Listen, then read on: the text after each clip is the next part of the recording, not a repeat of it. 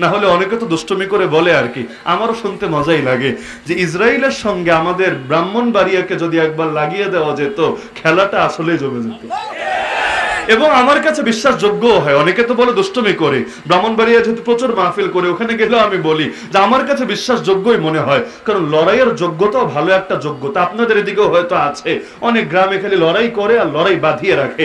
আমি এটাকে খারাপ চোখে দেখি না, ভালো চোখে দেখি, কারণ কাপুরুষরা লড়াই করতে পারে না, কিউটের ডিব্বাদের দিয়ে লড়াই হয় না, ব্রয়লার মুরগিদেরকে দিয়ে ময়দান কাঁপানো যায় না। আজকে তার ভেতর লড়াইয়ের যোগ্যতা আছে, দিনের বুঝ কম থাকার কারণে দুনিয়ার পেছনে শক্তিকে ব্যয় করছে। খালি যদি মোরটাকে ঘুরিয়ে দিতে পারি, এরাই ইনশাআল্লাহ জমিন ইসলামের বিজয় ছিনিয়ে আনবে। সাহস, এটা হলো আল্লাহ তাআলার বিশেষ একটা দান। যেই ওমর বের হয়েছিল নবীর কল্লা কাটবে বলে, ভাবতে পারেন যেই সাহস তখনও পর্যন্ত আবু জাহালও করে নাই। ওমর বের হয়েছে, কুরাইশ নেতারা তোমরা কিছুক্ষণ ওয়েট করো, আমি যাচ্ছি মুহাম্মাদের কল্লা কেটে আনছি। আল্লাহর কি কুদরত! এই সাহসী ওমরের দিলটাই যখন আল্লাহ ঘুরিয়ে দিলেন, এমন কবুল করলেন, নবী বলেন লাউ কানা বাদি নবিয়্যুন লাকানা ওমর, আমার পরে যদি কেউ নবী হতো সেই নবী হতো ওমর। এমন কি শুধু এতটুকুই না, শাহ ওলিউল্লাহ দেহলভী আল্লাহ তার কবরকে নূরে নূরান্বিত করে দিন, তিনি আয়াতের তাফসীর করেছেন হুয়াল্লাযী আরসালা রাসূলাহু বিল হুদা ওয়া দীনিল হক লিইয়ুযহিরাহু আলা দ্বীন কুল্লি। এই আয়াত তেলাওয়াত করে তিনি তাফসীর করেছেন। এই আয়াতের আমলি তাফসীর হলো ওমর, কারণ আল্লাহ ওমরের দ্বারা দুনিয়ার সব বাতিল দ্বীনকে মুর্দা বানিয়ে ইসলামকে জিন্দা করেছেন। এই ওমর সেই ওমর। আরে পারসিকদের অগ্নি পূজার ধর্মকে পরাজিত করে সেখানে ইসলামের ঝান্ডাকে সমুন্নত করেছেন। রোমকদের খ্রিস্ট ধর্মকে পরাজিত করে একটা অংশ পর্যন্ত ইসলামের ঝান্ডাকে সমুন্নত করেছেন। ইহুদিদেরকে পর্যন্ত খায়বার থেকে উচ্ছেদ করে খায়বারের জমিনে কালেমার ঝান্ডাকে সমুন্নত করেছেন। এমনকি মুশরিক বলেন যত বাতিল ছিল তার জামানায়, এই সবগুলোকে চরম শিক্ষা দিয়েছেন এই ওমর। তো ওমর বের হয়েছিল নবীর কল্লা কাটবে বলে, অথচ তার তরবারিতে বাতিলের সবচেয়ে বেশি কল্লা কেটেছে। খালেদ বিন ওয়ালিদ, এই খালেদই সেই খালেদ উহুদ যুদ্ধে যার কৌশলের কাছে মুসলমানদেরকে মার খেতে হয়েছে। উহুদ যুদ্ধে সুনিশ্চিত জয়ের পর পরবর্তীতে যে মোড় ঘুরে গেল, 70 জন মুসলমান শহীদ হলো, আল্লাহ নবীর দান পর্যন্ত শহীদ হলো। এই যে বিশাল একটা ট্র্যাজেডি, এর মূল কৃতিত্ব কার? আবু জাহালের না। আবু জাহাল তো তখন মরা, আরে আবু সুফিয়ানেরও না, এই বুদ্ধি ওরও আসে নাই।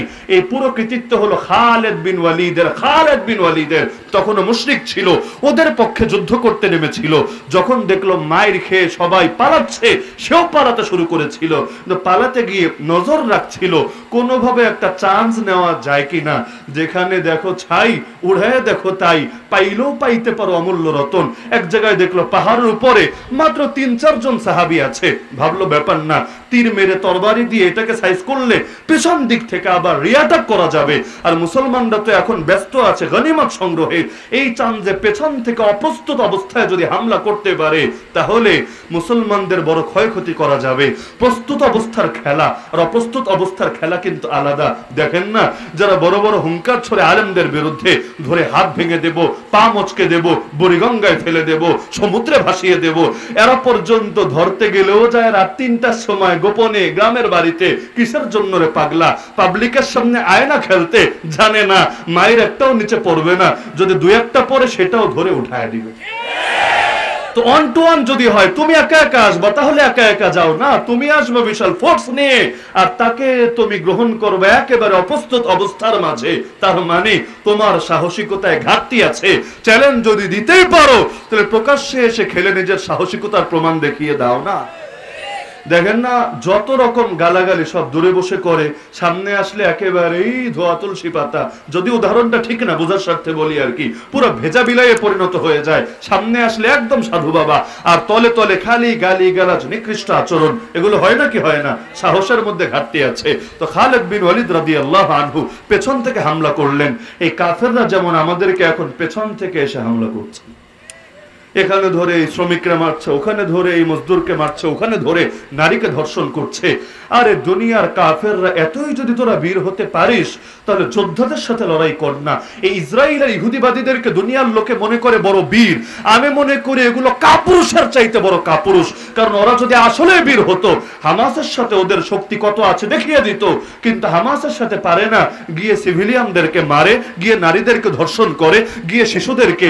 আরে গত 75 বছরে কত হাজার না লক্ষ শিশুকে মেরেছে। ইতিহাস পড়েন, গত 6 মাসে আরে 20-30 হাজার শিশুকে শহীদ করেছে। ইতিহাস পড়েন, এমনকি ডক্টর আফিয়া সিদ্দিকাকে আমেরিকার মতো সুপার পাওয়ার আজও 2 যুগ পরেও ছাড়ে নাই, কিছু তো বাকি নাই। কিডনি ড্যামেজ হয়েছে, দাঁতগুলো খসে খসে পড়ে গেছে, আল্লাহর বান্দি বুড়ি হয়ে গিয়েছে, শরীরে বহু জায়গায় তার অস্ত্রোপচারের দাগ, কেটে কেটে কি করেছে আল্লাহ ভালো জানে। আরে পুত্র বেঁচে আছে না মরে গেছে, মুসলমান আছে না খ্রিস্টান হয়ে গেছে তাও জানে না। এরকম হুইল চেয়ারে পড়ে যাওয়া অসুস্থ একটা মানুষকে পর্যন্ত এই বৃদ্ধা বয়সে এসেও ছাড়তে পারে না, মানবাধিকার দেখাতে পারে না। তার মানে এগুলো কাপুরুষের চাইতে বড় কাপুরুষ ছাড়াও কিছু না। ফেরাউন দেখেন না, এত সাহসী এত সাহসী, কিন্তু দুধের বাচ্চারও ডরায় যে এই বছর যত বাচ্চা জন্ম নিবে সবাইরে ধরে ধরে জবাই করবি। কেন রে ফেরাউন, তুই যদি এত সাহসী হোস, আগে জমিয়ে আসতে দে, বড় হতে দে, বাহিনী গঠন করতে দে, শক্তি সঞ্চয় করতে দে, তারপর ওর সাথে লড়াই কর। এখন পিঁপড়ার হাতির যদি মোকাবেলা হয়, হাতি যদি পিঁপড়াকে বলে হায় খেলা হবে খেলা হবে, বিষয়টা কেমন হবে? এটা হাতির জন্য লজ্জার বিষয় না? হাতির জন্য লজ্জার বিষয়, তবে পিঁপড়ার জন্য আবার গৌরবের বিষয়। পিঁপড়া বলবে দেখেছিস এত এত মাল নজরে থাকতে আমার গায়ে নজর পড়লো কোন দুঃখে, তার মানে মই কি হনুরে, বুঝেন নাই? না হলে এত এত প্রাণী থাকতে আমার গায়ে নজর পড়লো কোন দুঃখে। তো ফেরাউন আর শিশু মুসার লড়াই এই পর্যায়ের লড়াই না। ফেরাউন হলো জামানার বাদশা, আর মুসা এখনো দুনিয়াতে আসেই নাই, এখনো ডাউনলোডিং মানে সিরিয়ালে আছে, কিছুক্ষণ পর দুনিয়াতে আসবে। তখনই তার বিরুদ্ধে মৃত্যুদণ্ডের রায় জারি করেছে। তো একজনকে মারার জন্য হাজার হাজার জনকে মারছে। তার মানে এই দুনিয়ার রয়্যাল টাইগার যারা বাতিলদের মধ্যে, ওদেরকে দেখতে যদিও মনে হয় রয়্যাল টাইগার, বাস্তবে ওরা মেয়াও টাইগার ছাড়া কিছু না। তো ওরা যদি 1000 জন হয়, মুসলমানের 100 জনের সাথে ওরা পারে না। খালিদ বিন ওয়ালিদ যখন নিয়ে গিয়েছিল বাহিনী, খ্রিস্টানদের সেনাপতি বলছিল এই কয়জন নিয়ে এসেছিস, তোরা কি ডাকাত দল নাকি, ডাকাতি করতে এসেছিস, এই কয়জন দিয়ে যুদ্ধ হয়? খালিদ বিন ওয়ালিদ বলেছিল সৈনিক কম তাতে কি, আমার প্রতিটা সাথী ময়দানে এসেছে শাহাদাতের অমীয় সুধা পান করার তামান্না নিয়ে, আর তোদের লোকেরা ময়দানে নামবে জীবিত থেকে বেতন ভাতা ভোগ করার জন্য। তো যেই জাতি মরতে চায় আর যেই জাতি বাঁচতে চায় জিন্দেগি তো সমান হবে না। বিশ্বাস না হলে খেলা শুরু করে দেখ দেখি। তো দেখেন না ময়দানে মুজাহিদ কবে বেশি ছিল, আফগানিস্তানে যোদ্ধা কয়জন ছিল, হামাসের যোদ্ধা কয়জন আছে, বা গোটা দুনিয়ার মধ্যে মুজাহিদ এখন কয়জন আছে, কাফেরদের কয় ভাগের 1 ভাগ হবে। এমনকি অধিকাংশ মুসলমান মুজাহিদ তো দূরের কথা, উল্টো জিহাদার মুজাহিদরা গালি দেয়, কি দেয় না? মুসলমান গালি দেয় মুজাহিদরে, আর কাফেররা ওদেরকে মাথায় তুলে নাচে। এই যে দেখেন